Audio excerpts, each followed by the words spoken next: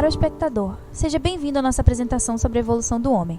Neste vídeo, iremos percorrer o caminho trilhado pelas espécies mais antigas de nossos antepassados, tanto como discutir pontos importantes do homem moderno e sua evolução. Os primeiros registros do grupo dos australopitecos apareceram na África há pelo menos 3,2 milhões de anos atrás. Mas afinal, quais seriam as características que definem o humano? Para ser considerado humano, a espécie deveria ter pelo menos 600 cm3 de massa cerebral, postura ereta e com membros dianteiros livres, capacidade de usar ferramentas e ser capaz de focalizar em algum tipo de linguagem. Para fins didáticos, iremos considerar as 3 espécies humanas mais conhecidas: o Homo erectus, o Homo neanderthalensis e nós, o Homo sapiens. A vida na África primitiva não era fácil. As primeiras espécies que se aventuraram para longe da segurança das árvores atrás de alimento enfrentaram predação de diversos tipos de carnívoros da época.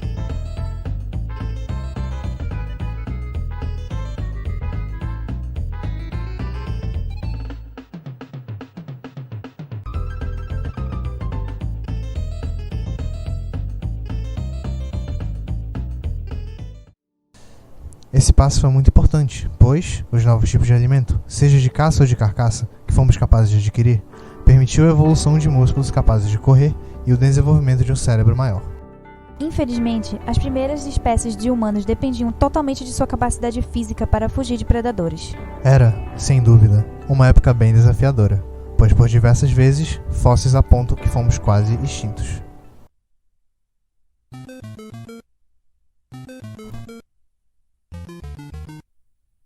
Com o cérebro se desenvolvendo cada vez mais, nossos ancestrais foram capazes de selecionar ferramentas extremamente úteis que nos dariam muitas vantagens em termos de sobrevivência.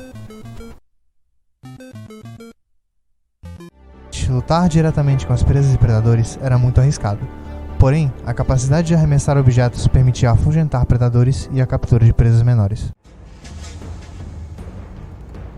Agora, munidos de pedras lascadas e força física cada vez maior, os primeiros humanos desenvolveram um comportamento cada vez mais agressivo.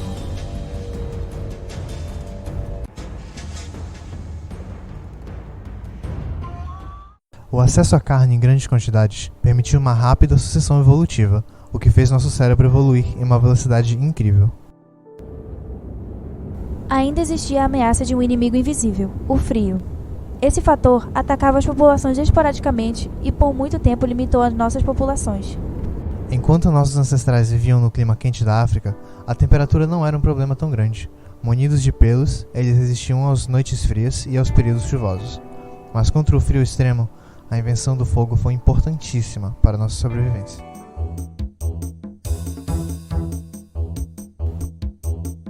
Diferentes grupos humanos entravam em contato e realizavam a criação de diversas ferramentas.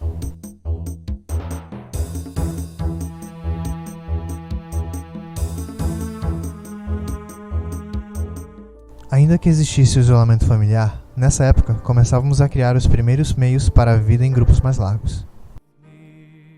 A domesticação animal aconteceu nessa época. Muitos animais que nós temos hoje, como animais de estimação e animais de pasto, foram domesticados nesse período de 10.000 a.C. A domesticação animal permitiu a caça de presas maiores, repletas de gordura e peles, que nos permitiram vencer um dos piores desafios já enfrentados pelos humanos: a Era do Gelo. Naturalmente, seguiu-se a domesticação de plantas, que permitiu a criação da agricultura, pilar importante das primeiras sociedades. Nessa época, os homens já haviam populado todos os continentes, começando a desenvolver as primeiras culturas e tribos. O estilo de vida tribal oferecia limitações, mas sem dúvida criava laços culturais e segurança para as primeiras sociedades. Rituais envolvendo totens, enterros de entes queridos e pinturas rupestres eram comuns para a época. A maioria das populações de humanos modernos perduraram nesse modelo de sociedade por séculos.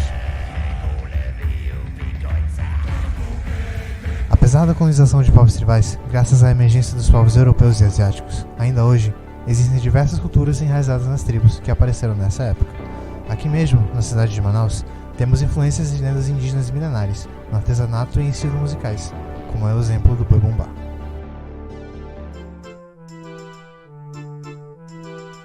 Diversos períodos da história nos ajudam a entender a luta por recursos. A era medieval, por exemplo, ilustra a luta entre classes nobres e as menos afortunadas.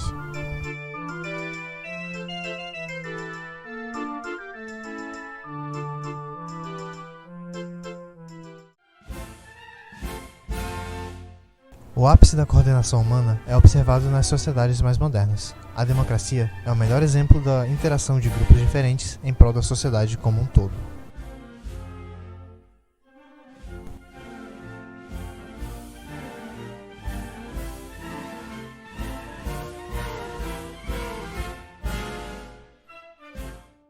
Essa revolução veio casada com o avanço tecnológico, que permitiu uma vida de conforto, longe dos predadores que nos assombravam nas planícies africanas.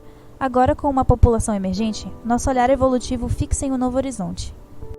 Agora vivemos, sem sombra de dúvida, o nosso principal desafio humano.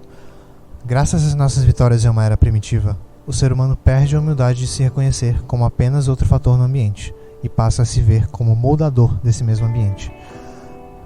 O nosso desafio não é mais obter alimento para uma população lutando para sobreviver.